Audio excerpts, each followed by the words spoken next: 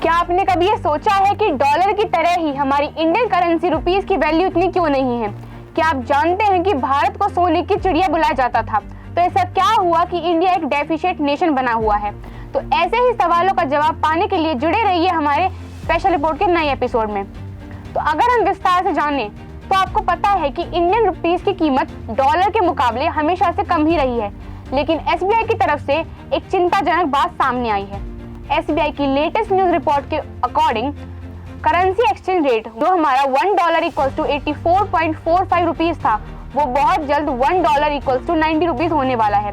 जैसे ही ट्रम्प की जीत हुई वैसे ही हमारी इंडियन करेंसी की वैल्यू धीरे धीरे डाउन हो गई।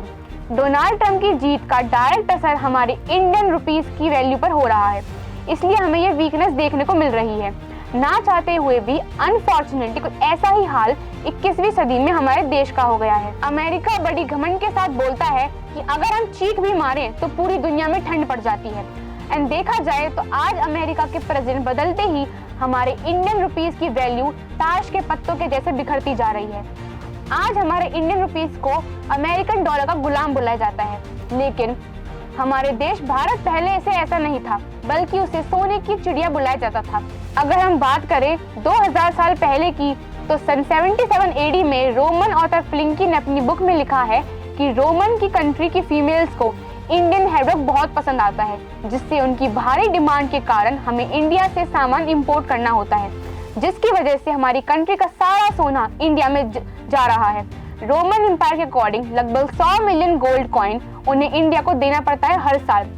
इसके करीब 1500 साल बाद 1658 में एक फ्रेंच ट्रैवलर फ्रैंकोइस बर्नियर ने अपनी बुक में लिखा है कि दुनिया भर का सारा पैसा पूरी दुनिया भर में घूमकर इंडिया में ही जाकर दफन होता है। एंड देन अगर हम सीधे चले 1915 में, तो ब्रिटिश इकोनॉमिस्ट एंगस मैडिसन ने अपनी इतने सालों की रिसर्च और डाटा से बताया है कि सन 1700 एडी तक पूरी दुनिया का 25% जीडीपी अकेला भारत से ही आता था। जरा अगर हम गौर करें ना, तो आज यूएस जितना अमीर है उससे कई ज्यादा उस टाइम पर भारत था, लेकिन आज कट टू 2024 हमारे इंडियन रुपीस की औकात अमेरिकन डॉलर पर निर्भर हो गई है। हमारा देश गोल्डन भारत से मॉडर्न भारत बनता जा रहा है। अब जरा हम समझें कि एक कंट्री की करेंसी वैल्यू डिसाइड कैसे होती है।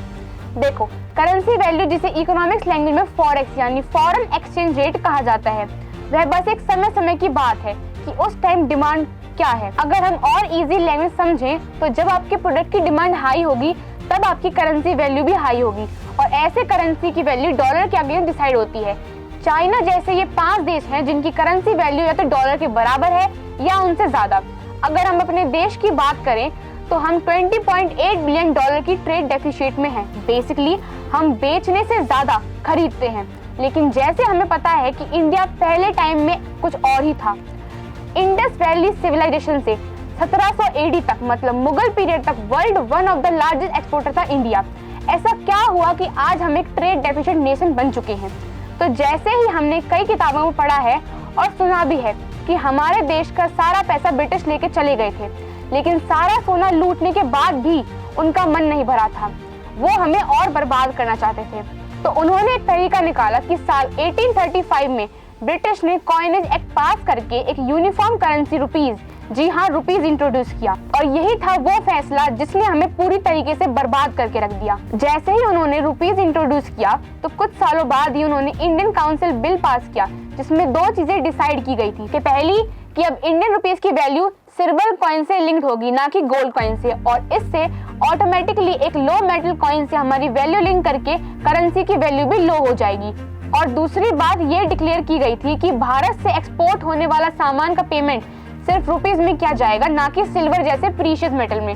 तो अगर हम बात करें तो पहले क्या होता था, सारे ट्रेडर्स हमसे प्रीशियस मेटल में पेमेंट करते थे, लेकिन अब इस वजह से भारत में प्रीशियस मेटल का इनफ्लो कम हो गया है, क्योंकि अब ट्रेडर्स आएंगे रिजर्व बैंक के पास और सोना चांदी जमा करके रुपीस लेंगे। तो अब रियल सोना कहाँ जाएगा? ऑब्वियसली ब्रिटेन की तिजोरी में। और इंडियन रुपीस की वैल्यू धीरे धीरे ऐसे ही कई कारणों से नीचे गिरती चली गई।